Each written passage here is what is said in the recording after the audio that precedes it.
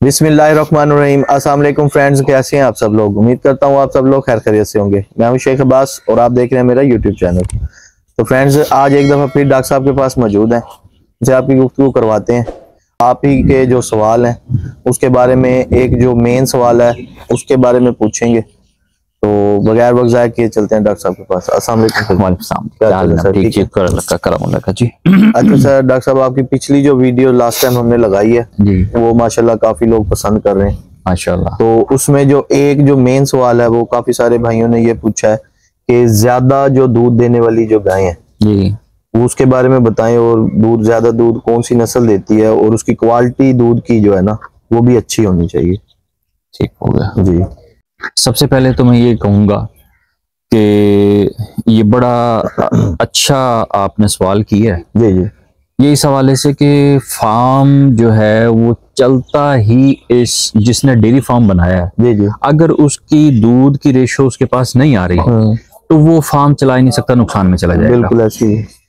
तो दूसरा आपने जो सवाल किया है कि भाई दूध भी ज्यादा हो और क्वालिटी हो, क्वालिटी से मकसद आप उसको गाढ़ा समझ लें, गाढ़ा भी होना चाहिए। बिल्कुल यही चीज। ठीक है, देखिए सबसे पहले तो हम बात करते हैं कि दूध ज्यादा जो है ना, जो नस्ल दे रही है वो हॉलिस्टन फ्रीजन है। फ्रीजन ठीक हो गाय जो होती है, ठीक है, फ्रीजन गाय ज्यादा दूध देती है। अच्छा, अब फ्रीजन गाय जो ज्यादा दूध देती है उसका दूध गाढ़ा नहीं है। ठीक है, जो कि बहुत सारे लोग ऐसे हैं जो उनको पसंद नहीं कर रहे।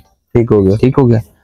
अब जो है अपना ये गिर के नाम से एक गाय है, गिर ये नस्ल है।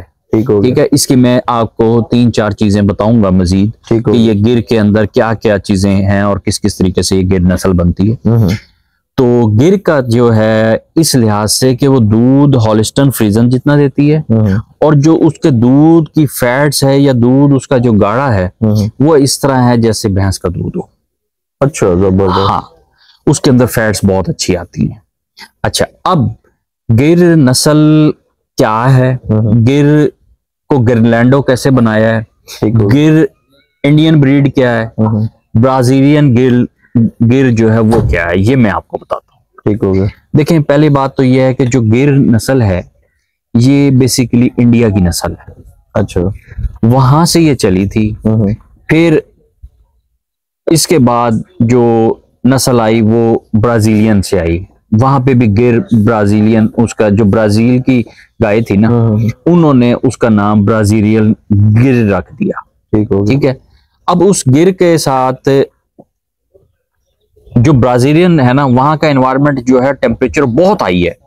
हमारी पाकिस्तान की निस्बत वहां का टेम्परेचर हाई है। ठीक है, और वहां पे उस टेम्परेचर के अंदर वो जानवर स्टे कर रहा है, दूध की जो एवरेज है वो भी बहुत अच्छी दे रहा है, दूध गाढ़ा भी है और अपने टाइम पे वो बच्चे भी दे रहा है। ठीक हो गया। अब इसके अंदर क्या चीज होती है, तो हम लोगों ने काम किया, हम लोगों ने क्या काम किया, हम लोगों ने काम ये किया इसके अंदर हाइब्रिडाइजेशन करके गिर ब्राजीलियन के अंदर, गिर ब्राजीलियन के जो थी उसके अंदर हमने हाइब्रिडाइजेशन कर दी है। हाइब्रिडाइजेशन क्या होती है, हाइब्रिडाइजेशन ये चीज है कि जो एक गिर का जानवर है उसके अंदर हमने फ्रीजन का बीज रखवा दिया। जबरदस्त। ठीक हो गया। ठीक हो गया। अब क्या हुआ, वेट, थन बड़े, चड्डा बड़ा, ठीक है, ये ले गया गिर। ठीक हो गया। दूध की जो एवरेज उसने बढ़ानी थी वो आपका ले गया हॉलिस्टन फ्रीजन। ठीक है, अब हॉलिस्टन फ्रीजन गर्मी में तो रह नहीं सकती। बिल्कुल ऐसे ही है। ठीक है, आपका गिर का जानवर रह सकता है। अच्छा, जब गिर का जानवर रह सकता है तो भाई आपकी उधर दूध की एवरेज है वो बहुत अच्छी आएगी। आपका जानवर का जो है जो प्रेगनेंसी की जो होती है हर 2 महीने बाद हीट में आती है, हर 2 महीने बाद प्रेग्नेंट हो जाती है, ये चीजें उसकी बेहतर होंगी। ठीक है, हमने हाइब्रिडाइजेशन की ही इस वजह से थी। अच्छा सर, ये आम रूटीन में यानी कि आप कह रहे हैं कि जो फ्रीजन क्रॉस में जो गाय हैं उससे ज्यादा गिर क्रॉस जो है ये गर्मी ज्यादा बर्दाश्त करती है, ज्यादा बर्दाश्त करती है। फ्रीजन तो आपकी गाय जो है वो तो बर्दाश्त नहीं करती।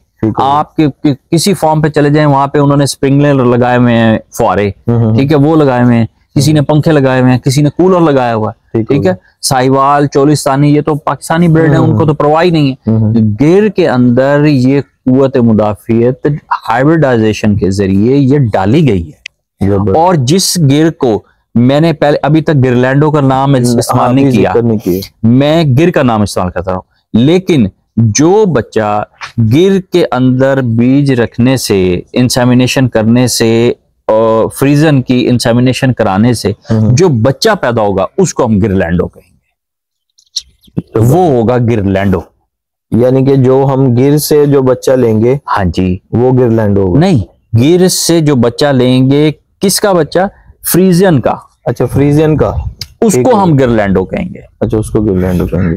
तो सर इसमें जो फर्क क्या होगा गिरलैंडो और गिर के अंदर? देखें, गिर तो है सिंपल ब्रीड, ठीक हो गया, ठीक है। वो इंडियन की हो सकती है। इंडियन के अंदर ये है कि उसके बड़े बड़े सींग आ रहे हैं, ठीक हो गया, ठीक है, बहुत लंबे लंबे सींग आ रहे हैं इंडियन में। ठीक हो जो ब्राजीलियन है उसकी कमर जो है ना वो स्ट्रेट आ रही है और पीछे से ऐसे चौड़ी आ रही है, ठीक हो गया। ये ब्राजीलियन गिर है, यानी कि जैसे फ्रीजियन की तरह है, तकरीबन उससे मिलती जुलती होती है, लेकिन उसकी शक्ल सूरत में फर्क है, ठीक है। उसके जो अडर होता है ना, उसका हैवाना जो होता है, उसकी शक्ल में भी फर्क है, उसके थनों में भी फर्क है, ठीक हो गया, ठीक है।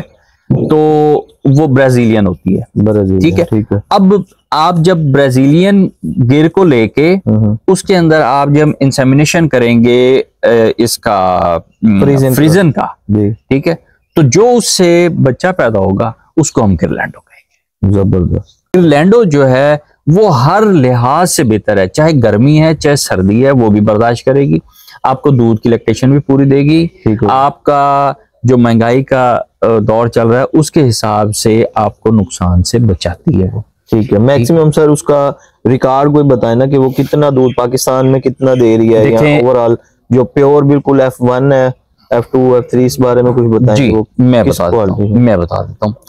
जो F1, F2, F3 की बात आ जाती है, बेसिकली तो देखें ये F1, F2 और F3 का जो रिकॉर्ड है ना, ये मैं वो रिकॉर्ड बता रहा हूँ जो मतलब हम लोग किताबों में पढ़ते हैं, जी, बिल्कुल, और हमने रिसर्चेस के अंदर पढ़ा है। वो उसके अंदर तो ये जा रहा है 70 लीटर यहाँ तक गाय गई है।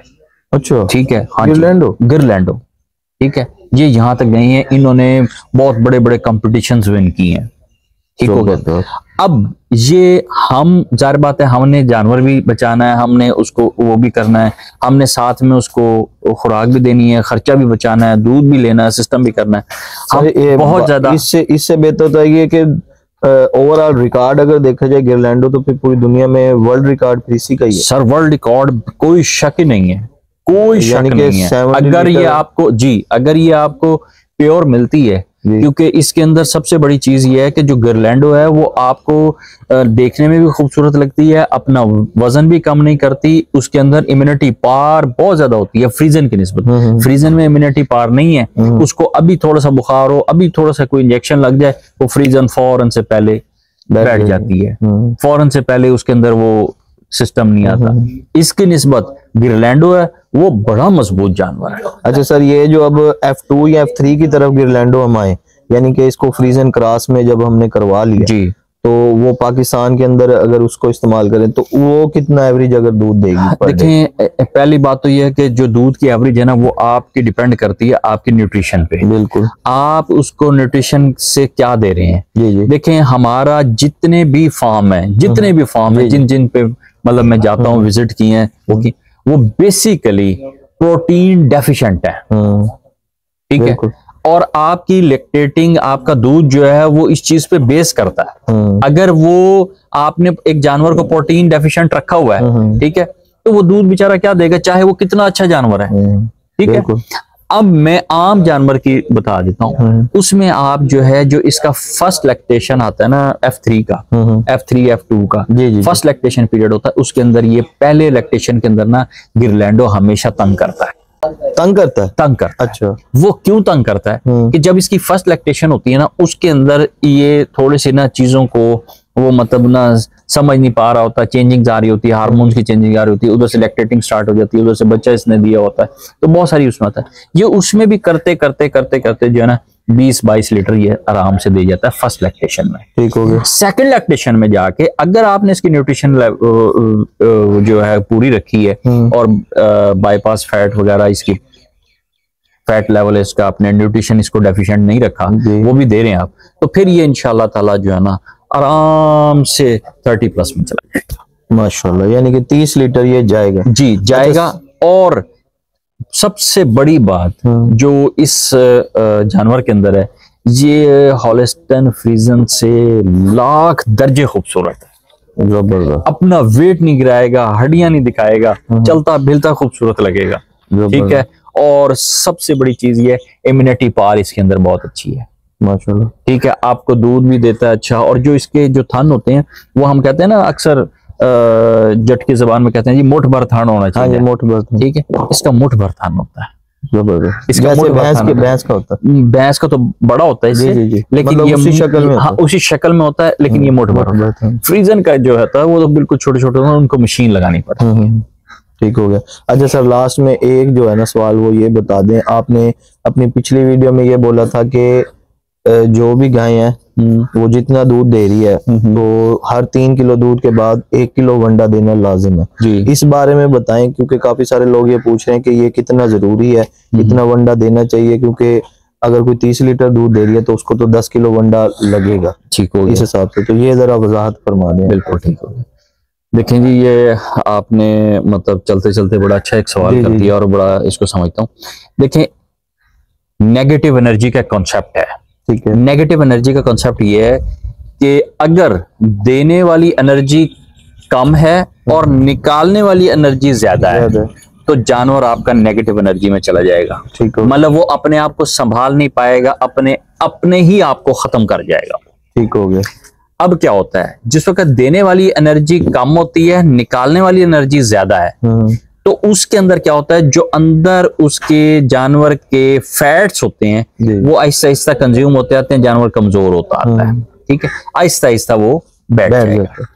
अब देखिए, जिस वक्त हम उससे एक जानवर से 30 किलो दूध ले रहे हैं, 30 किलो दूध का मकसद ये है कि हमने कैल्शियम भी निकाल लिया जिस्म से, हमने बाईपास फैट भी निकाल लिया, हमने विटामिन मिनरल्स भी उसके जिस्म से निकाल लिए।